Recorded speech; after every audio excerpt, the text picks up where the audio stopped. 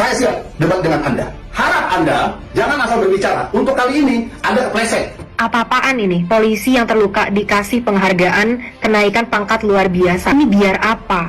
Layak mereka dinaikkan pangkatnya sesuai dengan kriteria, dan itu belum dinaikkan pangkatnya. Saya terkait dengan Anda keberatan, saya siap debat dengan Anda. Kalau Anda debat dengan Saroni, tujuannya supaya Saroni mengerti apa yang dimaksud dengan DPR. Saya juga debat dengan Anda, bukan untuk supaya pencitraan, bukan supaya panggung. Buat apa? Saya hamba Tuhan. Saya mau debat dengan Anda supaya Anda kenal siapa itu Prabowo. Prabowo punya hati mewakafkan dirinya kepada negeri ini, dan dia dalam kampanyenya tidak ada dia menggunakan cara-cara yang tidak benar. Harap Anda jangan asal berbicara. Untuk kali ini Anda kepleset. Kekerasan apa Polri? Tidak ada Polri kekerasan dalam menyelesaikan demo kemarin. Hanya ada orang yang berlari-lari, ada yang terpeleset, kelindes. Itu pun Bapak Presiden Prabowo sudah turun tangan langsung, sudah minta maaf dan bahkan menjamin keluarganya, dalam arti orang tuanya, abangnya, adiknya. Dan Pak Kapolri dia minta maaf.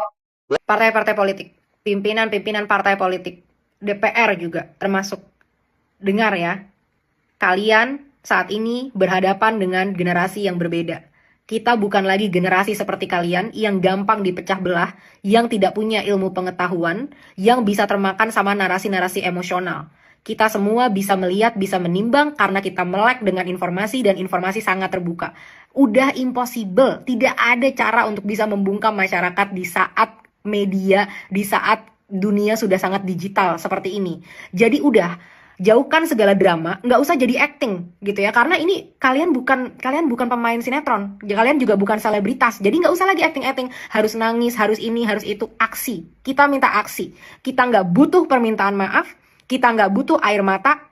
Kalian harusnya tersinggung saat kalian nangis-nangis di depan rakyat, karena sudah bukan lagi tangisan, tapi darah sudah berceceran dari rakyat itu sendiri. Dan yang kita minta adalah kalian dengarkan suara kita. Sampai saat ini partai-partai yang cuma bisa nangis-nangis, yang cuma bisa minta maaf, ingat kalian, kita generasi mendatang, kita tandain mereka satu-satu dan akan kita melengsarkan mereka dari pemerintahan selanjutnya. Karena mereka hanya bisa berdrama tapi tidak bisa beraksi. Kalian masih punya waktu ya, masih ada beberapa hari, jadi masih ditunggu. Apakah kalian berani memecat anggota-anggota kalian yang arogan? Minta maaf tidak cukup.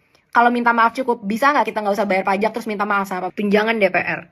Kita nggak mau lagi ada yang namanya politik-politik dan kebijakan-kebijakan yang cuma secuil memperbaiki apa yang diaspirasikan rakyat. Kita mau ini dibikin secara sangat transparan. Kita sudah mendengar ya, aku sangat hati-hati dalam menyebut nama karena situasinya sedang tidak memungkinkan. Tapi aku menonton salah satu parlemen yang saat itu bilang kalau ya semua tunjangan itu kan ada hitungannya. Semua tunjangan itu kita sudah ada hitung-hitungannya. Kalau yang mau dipakai itu duit kamu sendiri, silahkan. Mau dipakai sesuai hitung-hitungan kamu dan lain sebagainya itu urusan kamu. Yang dipakai ini duit pajak hasil rakyat. Jadi jangan memimpin negara ini dengan budaya pikir yang memikirkan bahwa kamu itu adalah kerajaan yang bisa melakukan apa yang kamu mau. Nah, gimana nih caranya untuk benar-benar mengganti segala cara berpikir dan sistem yang gila ini terhadap gaji-gaji DPR yang udah di luar akal? Pertama, Indonesia adalah negara hukum. Jadi apapun yang kita bikin nanti harus disahkan secara hukum. Kenapa? Karena mereka yang bikin hukum-hukum itu sendiri, teman-teman. Jadi dengan seenak-enaknya mereka bisa melegalkan segala sesuatu sesuai dengan hukum yang ada yang berpihak kepada mereka. Dan ini sudah menjauhi dari prinsip ya. Immanuel Kant pernah berkata dasar hukum adalah kemanusiaan dan keadilan. Jadi bukan kepentingan orang-orang yang pengen memperkaya dirinya sendiri. Dan nanti tunjangan-tunjangan ini harus disahkan di UU nomor 12 pasal 7 ayat 2, bahwa ini nanti dimulai dari DPR dan akan berpengaruh kepada segala ke bawah-bawahnya, peraturannya, kementerian, dan lain sebagainya. Semua harus berdasarkan keadilan kepada rakyat, anggaran-anggaran itu sendiri. Kedua, kita mau transparansi yang besar-besaran. Udahlah, kalian punya budget yang besar sekali kok untuk IT dan lain sebagainya. Gunakan itu untuk membuat nanti anggaran-anggaran DPR transparan, terbuka kepada rakyat, bisa diakses kapanpun, dan harus dilaporkan apa progres yang sudah dipakai, untuk apa, dan yang paling penting, apa hasil dari penggunaan itu. Jadi harus dilengkapi juga dengan KPI yang jelas, dan kita mau ini dilaporkan secara berkala ya. Jadi udah nggak ada lagi tuh menjalankan sistem pemerintahan seperti kalian menjalankan monarki di kerajaan untuk memperkaya diri kalian sendiri. Ini bukan monarki, ini negara yang kedaulatannya ada di tangan rakyat. Jadi jangan sampai 5 September kalian keluar dengan solusi-solusi kita menghapus tunjangan beras, kita menghapus tunjangan komunikasi, kita menghapus tunjangan deodoran gitu ya untuk wakil-wakil parlemen itu. Kita mau jelas transparansi, semua tertulis dan semua harus sesuai dengan asas keadilan dan kesejahteraan untuk rakyat yang akan dibekukan juga jadi undang-undang yang secara legal. Nggak cuma DPR, semua kementerian pun harus melakukan ini. Karena yang praktek-praktek gila anggaran ini nggak cuma terjadi di DPR teman-teman, sama kok dengan Kementerian Keuangan misalkan yang tunjangannya bisa 300 kali lipat. Dan dulu katanya ini adalah dibuat untuk menghindari adanya praktek korupsi. Dengan logika yang sama, aku tanya, departemen apa yang paling korupsi? Yang korupsinya terbesar di Indonesia? Pajak. Bagian dari mana mereka? Jadi, apakah valid logika kalian untuk mengatakan gaji besar menghentikan korupsi? Gaji besar tidak menghentikan korupsi. Moral yang mati, empati yang mati, ketidakadaan keberpihakan kepada rakyat, gila duit, gila hormat, itu semua yang melenggangkan korupsi. Duit seberapapun gak akan ada habisnya buat kalian. Karena kalian itu udah kaya luar biasa. Tapi nggak pernah merasa puas, selalu ngerasa maruk dan mati hatinya karena masih mau mengeruk masyarakat yang miskin. Bos-bosku, selamat pagi dari jauh. Aku ini kan sebenarnya karyawan kalian juga ya. Aku di sini cuma hanya sebagai toa lah bagi suara-suara dari bos-bosku yang ada di jauh di mata ya kan, tapi dekat banget di hati sama aku. Nah, bos, aku mau kasih update nih. Beberapa hal yang sudah terjadi sampai hari ini karena deadline mendekati nih, bos. Deadline mendekati tapi karyawan masih juga belum kelihatan batang hidungnya, tapi semoga mereka sebenarnya sedang mempersiapkan ya. Jadi kita juga positive thinking, kita kasih waktu secara objektif. 1, Partai Nasdem sudah membekukan tunjangan kepada kader-kader yang kemarin sempat dinonaktifkan. Ibu Sri Mulyani, Menteri Keuangan kita juga sudah mengumumkan bahwa nggak akan ada kenaikan pajak di tahun 2026. Yeay, hidup bosku. Nah, cuma Bu Sri Mulyani ada 2 hal ya. Yang pertama, jangan sampai di 2025 dinaikin nanti. Sama aja bohong. Yang kedua, Bu, jangan sampai BPJS juga naik ya, Bu. Nanti bosku murka. Kalau bosku murka kan kasihan dong. Nanti Ibu gimana kelanjutan hidupnya. Nah, tapi mana ini? Progres terhadap 17 tuntutan masih juga belum dilaksanakan.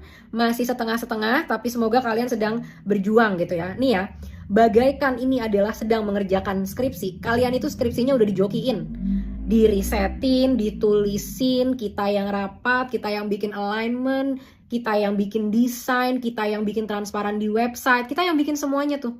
Nah, udah skripsinya dijokiin, kalian tinggal gerak aja mencapai apa tuntutan-tuntutan yang kita kasih gitu. Aduh, karyawan kita satu ini ya, memang bener-bener nih. Nah, oke. Bos akan kasih, bukan aku ya, bos sebenarnya kan sudah menyampaikan kalian kepada aku, bos akan kasih coaching lah, kadang-kadang memang karyawan tuh perlu di coaching.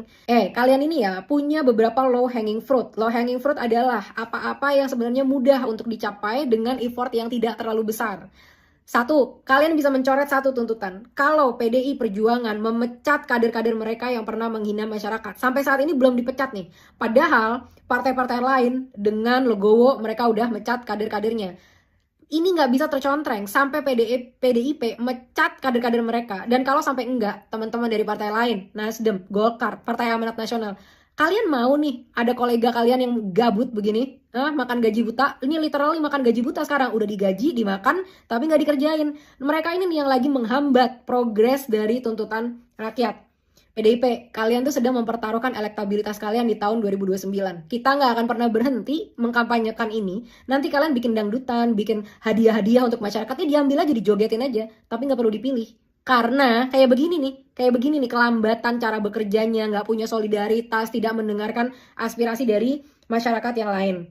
Aku juga udah lihat ya, ternyata katanya Pak Presiden Prabowo udah ngasih instruksi kepada Ketua DPR untuk segera mensahkan RUU perampasan aset. Oke lah, ini sebenarnya adalah kemauan kita jangka panjang.